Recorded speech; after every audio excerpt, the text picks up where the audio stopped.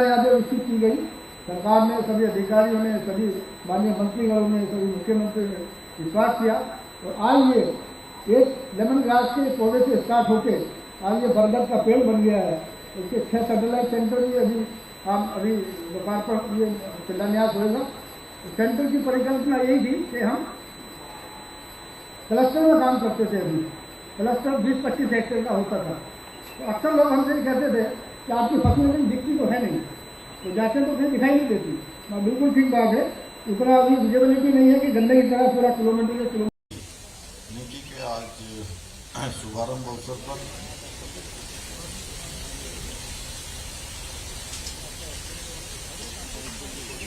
अभी आपने जिनको सुना,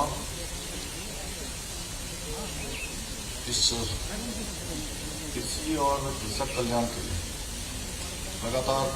प्रयत्नशील मेरे सहयोगी उत्तराखंड सरकार के कैबिनेट मंत्री आदरणीय गणेश जोशी जी और यहाँ के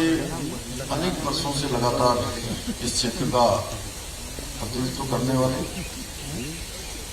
यहाँ के सर्वस्व विकास के लिए संघर्ष करने वाले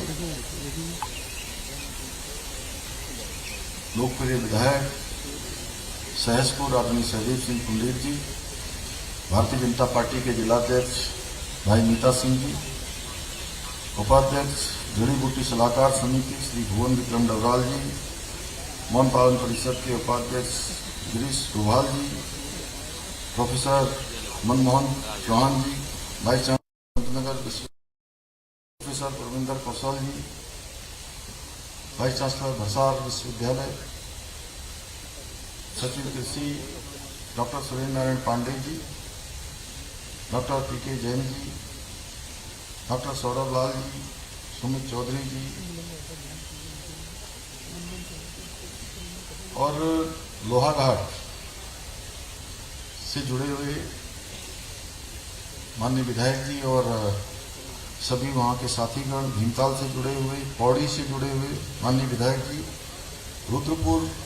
और भीमताल सभी क्षेत्रों से जुड़े हुए हमारे माननीय विधायकगण, भीमताल से राम सिंह कैड़ा जी, पौड़ी से राजकुमार गौरी जी, रुद्रपुर से शिव अरोड़ा जी एवं अन्य हमारे अजीत सिंह जी भी हमारी सरकार के दायित्वधारी यहाँ पर बैठे हुए हैं। जनपदों से जुड़े हुए सभी अधिकारीगण और जिन्होंने इसकी शुरुआत से लगातार जिनका अनवरत रूप से इसमें प्रयास रहा है,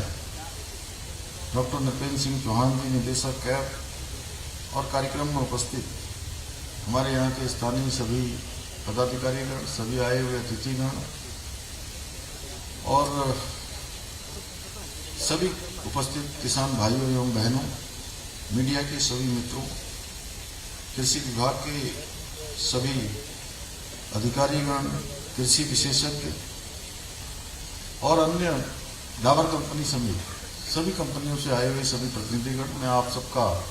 आज के इस कार्यक्रम में मैं आप सभी का हृदय से स्वागत करता हूं, आपका अभिनंदन करता हूं और सच में आज आपके बीच में आकर अत्यंत हर्ष की अनुभूति हो रही है, क्योंकि बहुत सारे क्षेत्रों में आज देवभूमि उत्तराखंड पूरे देश के लिए एक उदाहरण बन रहा है और जो 2026 आज महक नीति कि हम यहाँ पर शुभारंभ कर रहे हैं, अनेक सेंटरों का शिलान्यास कर रहे हैं, लोकार्पण कर रहे हैं, तो निश्चित रूप से मैं पूरे भरोसे के साथ कह सकता हूं कि आने वाले समय में हम महक क्रांति के क्षेत्र में, सगंध के क्षेत्र में भी पूरे देश के लिए एक उदाहरण प्रस्तुत करेंगे, एक आदर्श प्रस्तुत करेंगे। क्योंकि आज हम अपने अन्नदाताओं को समर्पित इस बहुत ही महत्वपूर्ण योजना को शुरू करने जा रहे हैं और इस क्रांतिकारी पहल के अंतर्गत 7 एरोमा वैलियों को हम विकसित करने जा रहे हैं। इसकी शुरुआत के साथ साथ 6 सैटेलाइट सेंटर, इनका भी आज लोकार्पण कर रहे हैं। वहीं सुगंधित तेलों को निर्यात को बढ़ावा देने के उद्देश्य से एमएसएस परीक्षण प्रयोगशाला का शिलान्यास भी कर रहे हैं। इसके अलावा आज हम सुगंध पौधा केंद्र और डाबर इंडिया लिमिटेड के बीच भी एक आज महत्वपूर्ण एमओयू पर भी हस्ताक्षर हुए हैं, आपसी समझौता हुआ है, जो तिमूर के उत्पादन में प्रसंस्करण और बाजार उपलब्धता को नई दिशा प्रदान करेगा। भाइयों बहनों, इस नीति के अंतर्गत 5 साला विकास सहयोग, खेती हेतु अनुदान, फसल कटाई एवं प्रसंस्करण में सहायता, प्रशिक्षण एवं क्षमता विकास, फसल बीमा, किसानों के लिए गुणवत्ता परीक्षण सेवाएं तथा पैकेजिंग और ब्रांडिंग जैसी सभी महत्वपूर्ण आवश्यकताओं के लिए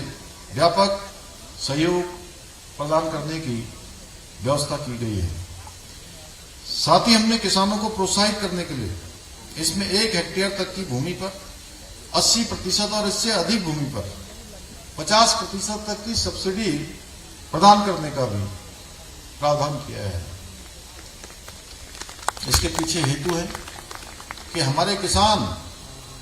इनके उत्पादन के लिए प्रोत्साहित हों, और हम इस नीति के प्रथम चरण में 7 एरोमा वैलियों का विकास करेंगे, जिसके बारे में भी बताया कि जहां पिथौरागढ़ में तिमूर वैली, चमोली में चमोड़ी और अल्मोड़ा में डेमस रोज वैली, उधम सिंह नगर में मिंट वैली, चंपावत और नैनीताल में सिनेमन वैली तथा हरिद्वार और पौड़ी में लेमन ग्रास एवं मिंट वैली विकसित की जाएगी। हमने इसके माध्यम से राज्य में लगभग 23,000 हेक्टेयर क्षेत्र में सुगंधित फसलों की खेती को विकसित कर 90,000 से अधिक, लगभग 1 लाख किसानों को, मैं कहूंगा कि 90,000 नहीं, पूरे 1 लाख किसानों को इस